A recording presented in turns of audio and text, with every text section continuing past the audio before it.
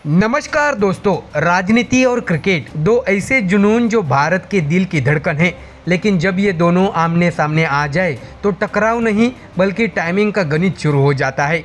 जी हाँ, रविवार को प्रधानमंत्री नरेंद्र मोदी ने राष्ट्र को संबोधित किया, लेकिन वक्त था थोड़ा अनूठा। आमतौर पर रात 8 बजे का वो प्रधानमंत्री स्लॉट इस बार शाम 5 बजे क्यों खिसक गया? यही सवाल उठाया है शिवसेना यूबीटी के नेता संजय राउत ने।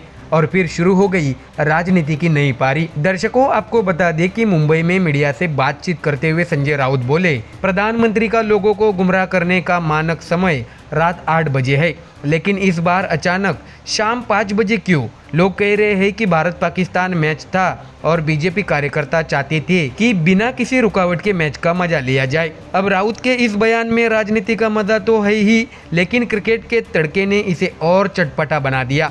सवाल ये भी है कि अगर राष्ट्र के नाम संबोधन और क्रिकेट का टकराव होता तो क्या जनता रिमोट पर भी लोकतंत्र निभाती या फिर सीधे मैच पर स्विच करती? बता दें कि संजय राउत ने यहाँ तक कह डाला है कि यह कैसी देशभक्ति है जब देशभक्ति का टेस्ट मैच चल रहा हो और आप टाइमिंग मैच के हिसाब से एडजस्ट कर रहे हो।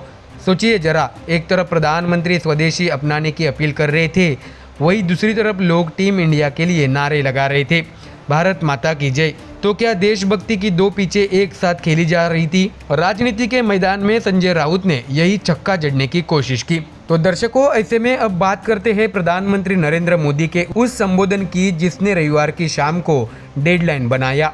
पीएम ने जनता से अपील की, हर घर को स्वदेशी का प्रतीक बनाइए, हर दुकान में भारतीय उत्पाद सजाइए। भारत के बेटों बेटियों की मेहनत और पसीना इन प्रोडक्ट्स में झलकता है।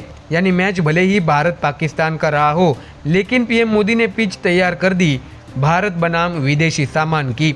बता दें कि पंतप्रधान ने अपने संबोधन में नया मंत्र दिया, नागरिक देवो भव। उन्होंने कहा है कि जीएसटी सुधारों ने लोगों के लिए बचत का रास्ता खोला है। आयकर और जीएसटी छूट मिलाकर करीब 2.5 लाख करोड़ रुपए जनता की जेब में बचे हैं। उन्होंने इसे नाम दिया बचत उत्सव। छोटे व्यापारी और एमएसएमई सेक्टर के लिए यह राहत भरी खबर बताई गई। मोदी का संदेश साफ था, आत्मनिर्भर भारत की ओर बढ़ना है और मेड इन इंडिया को अपनाना ही देश की असली ताकत है। लेकिन राजनीति तो वही आकर ठहरती है जहाँ विपक्ष तंज कसने का मौका न गवाए। संजय राउत का कहना है कि प्रधानमंत्री का राष्ट्र के नाम संबोधन भी अब चुनावी और इवेंट आधारित हो गया है। उन्होंने व्यंग करते हुए कहा है कि गुमराह करने का समय भी बीजेपी अपने हिसाब से तय करती है।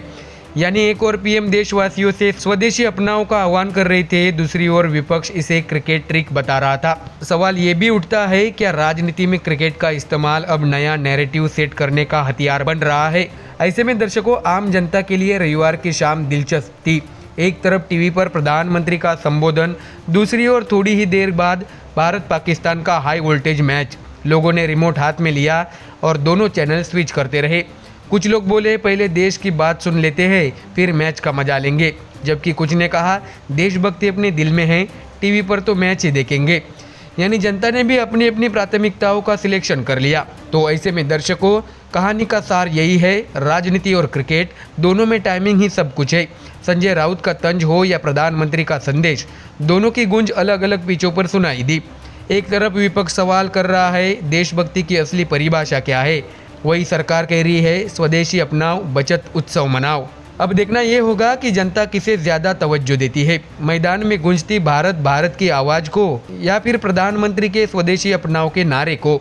तो दर्शकों, ये थी राजनीति और क्रिकेट का अनोखा संगम।